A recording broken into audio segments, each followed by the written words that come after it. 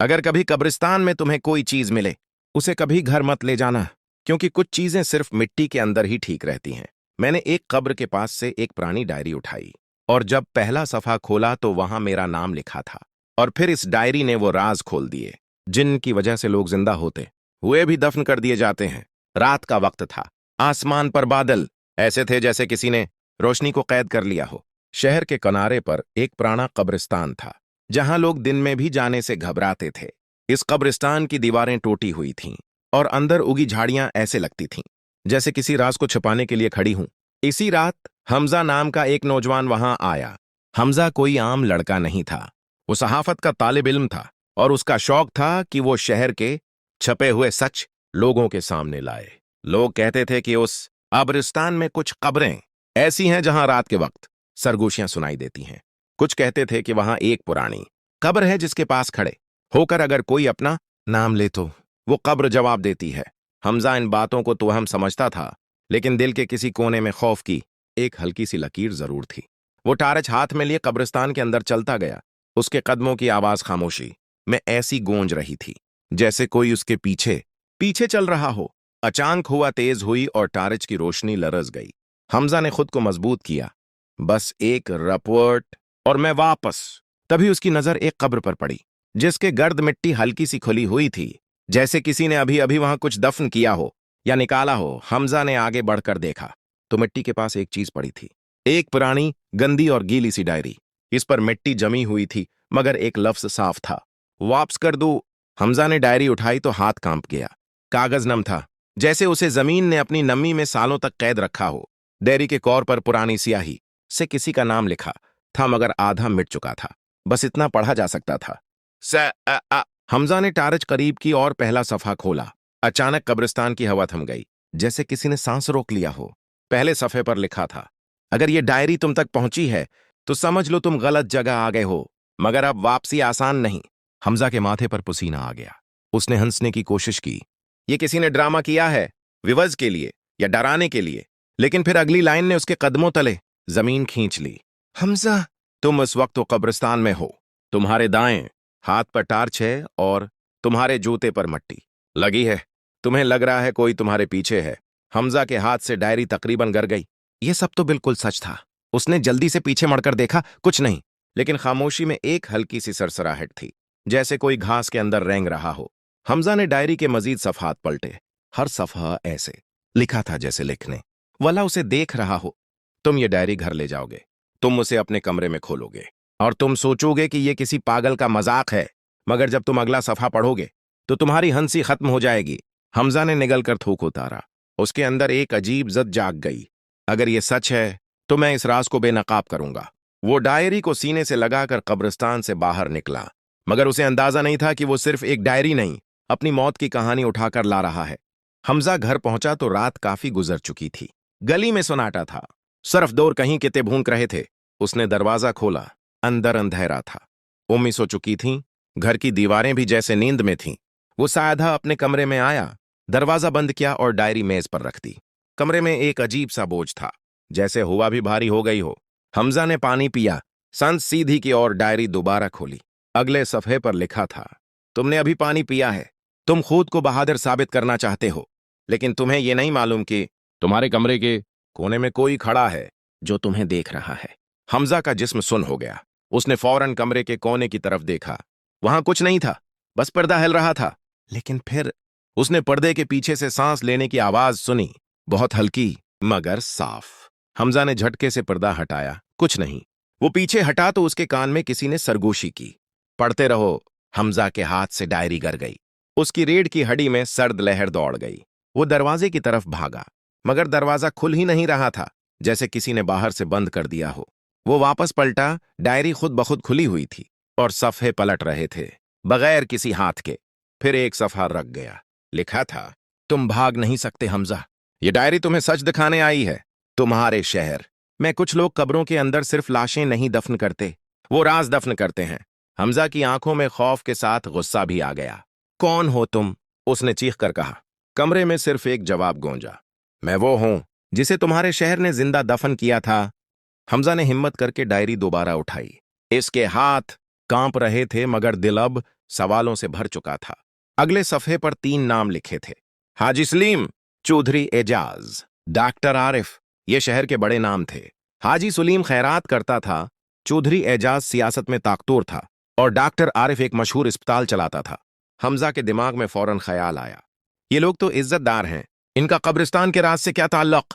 Diary में लिखा था, ये वो लोग हैं जो दिन में मस्जिद के पहले सफ में होते हैं और रात को इंसानों की तकदीर बदल देते हैं। हमजा ने सफ़ा पलटा तो वहां एक तारीख लिखी थी, 12 अप्रैल 2016, और नीचे लिखा था, इस रात एक लड़की को उठाया गया। उसका नाम सेहर था। उसने गलती ये की थी कि उसने एक सच देख लिया था। हमजा के दिल में एक चुभन सी हुई।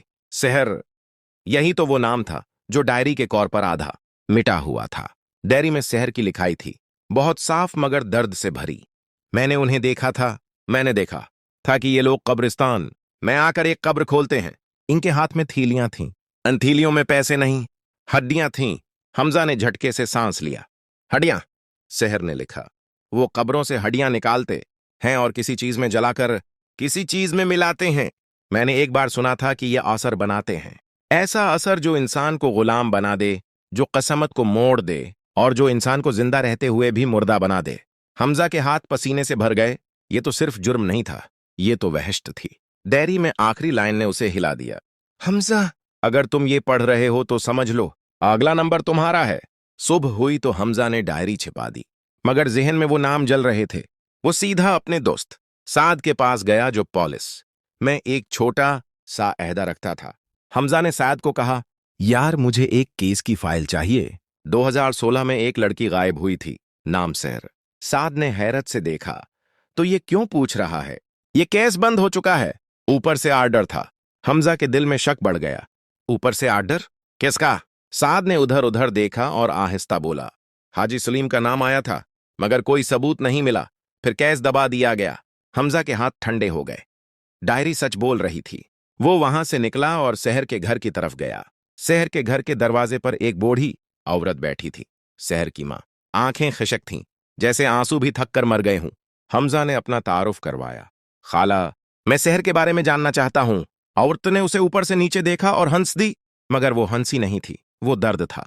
बेटा, लोग सेहर को भूल गए, मगर कब्रिस्तान ने उसे नहीं भुलाया। हमजा ने चौंक कर कहा, आपको कैसे पता?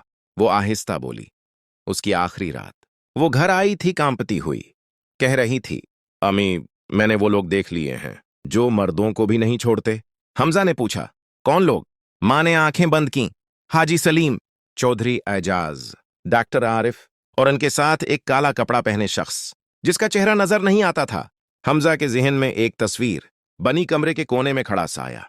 मां ने हमजा का हाथ पकड़ा और पहली बार उसकी आंखों में आंसू आए। अगर तुम सेहर के लिए आवाज उठाओगे तो तुम भी गायब हो जाओगे। हमजा ने मजबूत लहजे में कहा, खाला, अगर मैं चुप रहा तो ये लोग मजीद लोगों को निगल जाएंगे।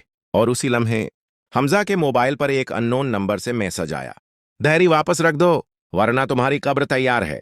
हमजा ने मैसेज देखा तो दिल की धड़कन तेज हो गई, मगर इस बार वो सिर्फ डरा नहीं, वो गुस्से में भी था। वो घर आया, दरवाजा बंद किया और डायरी खोली। डायरी का अगला सफा बिल्कुल खाली था। फिर स्याही खुद ब खुद अभरने लगी, जैसे किसी ने गैब से कलम चलाया हो। तुमने सेहर की मां से मुलाकात की, तुमने मैसेज पढ़ा, अब तुम समझ गए हो कि तुम अकेले नहीं, लेकिन तुम महफूज भी नहीं। हमजा ने लरजती आवाज में कहा, मुझे बताओ, तुम कौन हो? डायरी में लिखा आया, मैं सेहर हूं, मैं मर चुकी हूं, मगर मेरा सच जिंदा है। हमजा की आंखों में आंसू आ गए। अगर तुम सेहर हो तो तुम्हारी डायरी कब्र में कैसे? जवाब लिखा आया, क्योंकि उन्होंने मुझे जिंदा दफन किया था और मेरी चीखें मिट्टी में भी जिंदा रहें। हमजा ने सदमे में सांस रोकी। सेहर ने लिखा, मैंने उनकी हकीकत देख ली थी। वो कब्रिस्तान में असर बनाते थे और वो असर शहर के बड़े लोगों को गुलाम बनाता था। पैसे, ताकत, औरतें, सब इसी असर की वजह से। हमजा ने पूछा, मैं क्या करूं?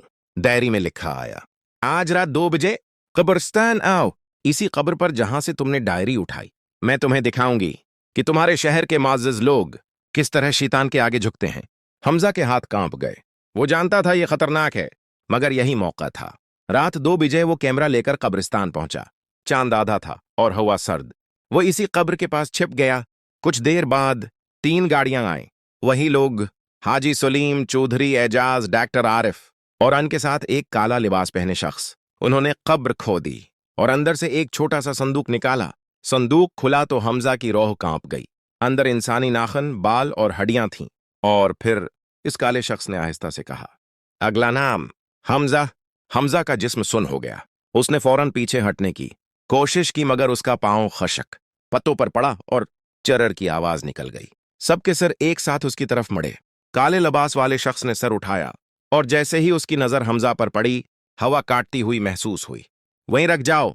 ये आवाज किसी इंसान की नहीं लग रही थी, जैसे कब्र की गहराई से निकली हो। हमजा भागा, मगर 2 आदमियों ने उसे पकड़ लिया। हाजी सुलीम ने आगे बढ़कर कहा, सहाफी बनने का शौक था? अब देखते हैं तुम्हारी जबान कब तक चलती है। चौधरी अजाज ने हंसते हुए कहा, हमने कितने ही लोगों को खामोश किया है। तुम कौन हो? डॉक्टर आरिफ ने हमजा के हाथ से कैमरा छीन लिया और जमीन पर पटक दिया। सबूत चाहिए था ना? सबूत खत्म। हमजा चीखा, तुम लोग इंसान हो या दरंदे? काले लिबास वाले ने आहिस्ता से कहा, ये लोग दरंदे नहीं, ये तो सिर्फ भूखे हैं। असल दरंदा मैं हूं। फिर हमजा की आंखों पर कपड़ा बांध दिया गया। उसे गाड़ी में फेंका गया और वो बहुत देर तक सफर करता रहा। जब कपड़ा हटा तो वो एक जेरे जमीन कमरे में था। दीवारों पर अजीब निशान थे, जैसे किसी ने नाखनों से लिखा हो, और एक कोने में कई डायरियां पड़ी थीं, सैकड़ों। हमजा के अंदर खौफ की जगह अब हैरत थी। ये सब, हाजी सुलीम ने कहा, ये सब वो लोग हैं जिन्होंने हमारे राज को छुआ। हर एक ने एक डायरी लिखी और फिर खामोश हो गया।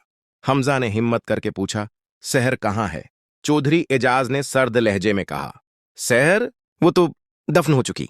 इसी लम्हे हमजा के कान में सरगोशी आई, मैं यहां हूं। हमजा चौंक गया। दीवार पर खून जैसे लफ्ज बने, हमजा मेटेटोटना। हमजा समझ गया, सहर की रूह वाकई मौजूद है। लेकिन सवाल यह था, क्या वो उसे बचा पाएगी, या वो भी एक नई डायरी बन जाएगा? हमजा को एक कर्सी से बांध दिया गया। कमरे में बस एक बल्ब जल रहा था, जो बार बार झपक रहा था। काले लिबास वाला शख्स सामने आया। उसने अपना चेहरा आहिस्ता आहिस्ता नकाब से छुपाया रखा, मगर उसकी आंखें बहुत खौफनाक थीं, जैसे उनमें इंसानियत न हो। हमजा ने कांपते हुए कहा, तुम कौन हो? ओ हंसा, मैं वो हूं जिसे तुम्हारी दुनिया शैतान कहती है, लेकिन हकीकत में मैं तुम्हारे अंदर का लालच हूं। हमजा ने गुस्से से कहा, यह बकवास है, तुम एक मुजरिम हो। काले शख्स ने हाथ उठाया और हाजी सलीम के सामने एक कागज रखा। ये देखो, तुम्हारा सबसे बड़ा नेक आदमी कितनी लाशों की कीमत पर यहां तक पहुंचा है। हाजी सलीम का चेहरा सफेद पड़ गया। चौधरी एजाज ने झंझलाकर कहा, बस करो, ये लड़का मर जाएगा तो मसला खत्म। डॉक्टर आरिफ ने सर हिलाया, उसकी जबान बंद कर दो। तभी कमरे में अचानक ठंडक फैल गई। बल्ब जोर से हिला और बंद हो गया। अंधेरे में सिर्फ एक आवाज आई। नहीं, ये आवाज औरत की थी, सहर की। अचानक बल्ब दोबारा जला और सबने देखा, दीवार पर सहर का साया बन रहा था, जैसे धुआं शक्ल अख्तियार कर रहा हो। हाजी सुलीम पीछे हट गया। ये क्या है? सहर की आवाज आई, तुमने मुझे जिंदा दफन किया, मगर मेरा सच तुम्हें दफन करेगा। हमजा ने मौका देखकर रस्सी खोलने की कोशिश की। सहर ने डायरी के अल्फाज को हकीकत बना दिया। कमरे के दरवाजे खुद ब खुद खुल गए। चौधरी एजाज ने बंदूक निकाली, मगर उसके हाथ कांपने लगे, जैसे किसी ने उसके जिस्म से ताकत खींच ली हो। डॉक्टर आरिफ चीखा, यह नामुमकिन है। सहर की आवाज आई, नामुमकिन? तुमने किया था। हमजा आजाद हो गया, मगर काले लिबास वाला शख्स हंसा, सहर, तुम सिर्फ एक रूह हो, और रूहें हमेशा जीतती नहीं। फिर उसने हमजा की तरफ देखा, अब फैसला तुम करो, सच या जान। हमजा बाहर भागा, मगर उसे महसूस हुआ जैसे दीवारें उसके पीछे चल रही हूं। वो जेर जमीन रास्तों में दौड़ रहा था, सांस फूल चुकी थी। उसके पीछे कदमों की आवाजें थीं, कभी इंसानों की, कभी जैसे कोई चीज घिस रही हो। वो एक सीढ़ियों की तरफ आया जो ऊपर जाती थी। जैसे ही वो ऊपर पहुंचा, उसे ताजा हुआ मिली, मगर आजादी नहीं, क्योंकि सामने कब्रिस्तान था, वही जगह जहां सब कुछ शुरू हुआ था। हमजा के सामने हाजी सुलीम के आदमी खड़े थे। चौधरी एजाज ने चीख कर कहा, उसे पकड़ो। हमजा पीछे हटा तो कब्र के पास डायरी पड़ी थी, वही डायरी। हमजा ने उसे उठाया। डायरी के सफ़हात खुद ब खुद खुले और एक लाइन लिखी, अगर तुम सच दुनिया तक पहुंचाना चाहते हो तो तुम्हें अपनी जान का खौफ खत्म करना होगा। हमजा के आंसू निकल आए। सहर, मैं क्या करूं? सहर की आवाज आई, कैमरा नहीं बचा, लेकिन लफ्ज बच सकते हैं। हमजा ने मोबाइल निकाला, लाइव रिकॉर्डिंग ऑन की और चीख कर बोला, लोगों, अगर मैं मर गया तो याद रखना, हाजी सुलीम, चौधरी एजाज, डॉक्टर आरिफ, ये सब कातिल हैं। हाजी सुलीम ने आगे बढ़कर मोबाइल छीनने की कोशिश की, मगर शहर के साये ने उसके हाथ को रोक दिया। काले लिबास वाला शख्स करीब आया। तुमने गलत चुना हमजा, सच हमेशा महंगा होता है। हमजा ने डायरी को सीने से लगाया और कब्र के किनारे खड़ा हो गया। नीचे अंधेरा था, एक कब्र जो खुली थी। हमजा ने आखिरी बार आसमान की तरफ देखा और कहा, अगर मेरी मौत से कोई बच जाए तो मैं राजी हूं। और वो पीछे की तरफ गिरा। कब्र के अंदर ऊपर से मिट्टी गिरने लगी। हाजी सुलीम हंस रहा था, एक और राज दफन।